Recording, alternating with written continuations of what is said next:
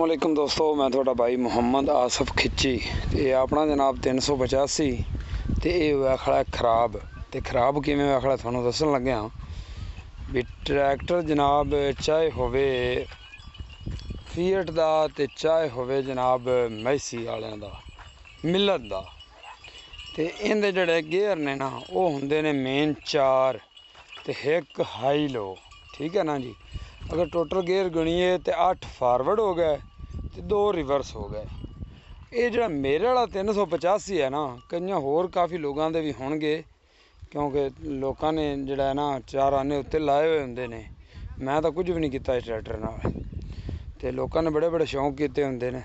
ये मेरे ट्रैक्टर के गेयर हैं 9 सही, 8 अगां ते 2 पिछां, ते 9वां गेयर जड़ा है ना वो हुण खड़ा ने खराब।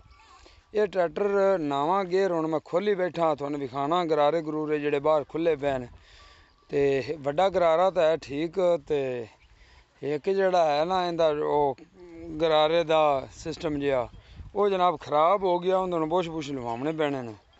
ते ए वेखो ना हुण सारियां दे गेयर इवें हुंदे ने भी 4 आ सही, ते ए जनाब हाई लो 8 अगां ते 2 पिछां, पिया ने 10वां गेयर। ठीक है, उत्थे लगा हुआ फिट हुआ हुआ। तो यह 10वां गेयर जनाब अपना खराब होया पिया है। वड्डा गरारा जड़ा है ना ये तो है सही, तो छोटा गरारा जनाब इधर पिया रेहड़ी के उत्ते भाई खोलता पिया, तुहानूं दिखाने आए भी ये जनाब जड़ा वाले दा जनाब जड़ा वाले दा मशहूर मटीरियल। इधर देखो जनाब, जड़ा वाले दा उंजे तो बड़ा मशहूर है, तो मारा इन्ना गंद है। जनाब 9वां गेयर हैगा ने, तो जनाब जड़ा वाले दा बना होया तो बेकार तरीन। ये हुण जनाब जदों मैं ट्रैक्टर चलाना ना तो 9वां गेयर किले लाइए तो ट्रैक्टर की आवाज़ जड़ा ना बदली जाती, तो सारियां जड़ियां लाइटां ने वो भी जगमग करन लग पैंदियां न इस गेयर दे नाल। लिहाजा हुण मैं ये गेयर दे विचों ए समान कढा कढू के ना तो इहदे विच समान हुण पवाउण लगा इटली दा सही। तो आदे शहर बसीरपुर विचों हुण इंशाअल्लाह आपां इहनूं तैयार करवाउणा है। तो ये मुड़ जड़ा ना 9वां गेयर अपना बाबा जी कड़सी बंब।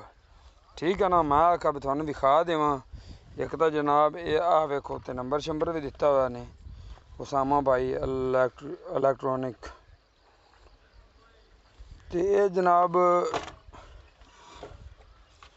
दस्या है भी तुसीं भी आदे ट्रैक्टर विच 9वां गेयर फिट कराया हुआ है कि कोई नहीं कराया हुआ।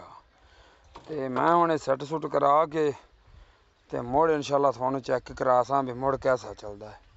दस्या जी दोस्तों, मिलते हैं इंशाअल्लाह अगली वीडियो नाल। अल्लाह हाफिज़।